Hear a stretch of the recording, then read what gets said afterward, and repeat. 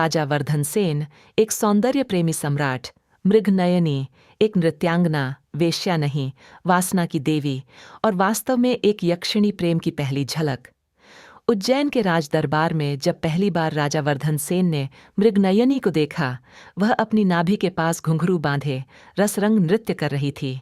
उसकी आंखें मद से भरी थीं, उसके स्तनों पर हल्का चंदन लेप और उसकी कमर ऐसे थिरकती मानो मंथरा वासना स्वयं नृत्य कर रही हो। राजा की दृष्टि उसकी नाभि से जंघाओं तक ठहर गई और वहीं से प्रेम नहीं, प्यास शुरू हुई। उसी रात उसे महल में बुलाया गया। पहला रात्रि मिलन चंद्रमा आकाश से झांक रहा था और रेशमी चादरें देहों के बीच बिछ चुकी थीं। मृगनयनी ने धीरे से अपनी साड़ी सरका दी। उसकी जंघाएं चंद्र प्रकाश में नहाई हुई थीं और वक्षस्थल ऐसा उभरा था जैसे कामदेव के धनुष।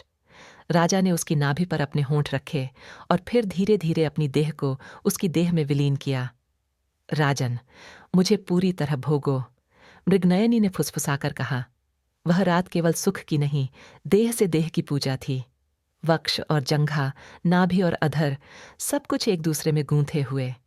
मगर मृगनयनी कोई साधारण स्त्री नहीं थी, वह यक्षिणी थी। मृत्यु का आलिंगन हर रात के साथ राजा दुर्बल होता गया और मृगनयनी की देह और भी रसमयी। अंततः प्रेम की ऊष्मा में जलते हुए राजा ने उसकी जंघाओं में समाहित होकर मृत्यु को स्वीकार कर लिया। अगर मरकर भी तुझसे प्रेम कर सकूं तो मैं हर जन्म तेरा दास बनूंगा। यही वचन देकर राजा ने देह त्याग दी। भाग 2, पुनर्जन्म की अग्निशिखा, 120 वर्ष बाद। स्थान मालवा का घना वन क्षेत्र।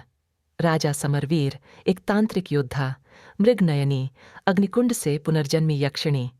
समरवीर ने तांत्रिक यंत्रों से यक्षिणी को पुकारा। अग्निकुंड से उठी एक स्त्री केवल जटाओं से ढकी, उसकी जंघाएं रक्त की धार जैसी लाल और स्तन ऐसे जैसे स्वर्ण कमल। मृगनयनी लौट आई थी। राजा ने उसे अपने रत्न जड़ित शयन कक्ष में ले जाकर चंदन केसर और गुलाब की सजीव चादर पर लिटाया। मृगनयनी ने स्वयं अपनी साड़ी हटाकर स्तनों को उजागर किया। राजा ने अपनी अंगुलियों से उसकी नाभि से जंघा तक तांत्रिक यंत्र बनाए। उसके स्तनों पर होंठ और जंघाओं पर जीभ रखते हुए राजा ने स्वर्ग भोगा। हर रात उनका मिलन देह से देह के भीतर उतरना था। राजा को धीरे धीरे समझ आया, वह प्रेम नहीं कर रहा, वह आयु का हवन कर रहा है। हर रात्रि मिलन के साथ उसका तेज क्षीण होता गया। तब मृगनयनी ने स्वयं कहा, मुझे पूर्णता चाहिए, मृत्यु सहित, और तू ही वो है जिसका वचन अधूरा था। उस अंतिम रात राजा ने स्वयं कहा, आज मेरी प्राण शक्ति भी तेरे स्तनों पर अर्पण होगी।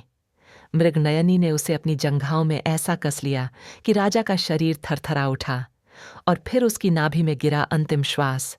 एक साथ प्रेम, प्यास और प्राण का विसर्जन। आज भी उज्जैन और मालवा के जंगलों में मृगनयनी की आत्मा भटकती है।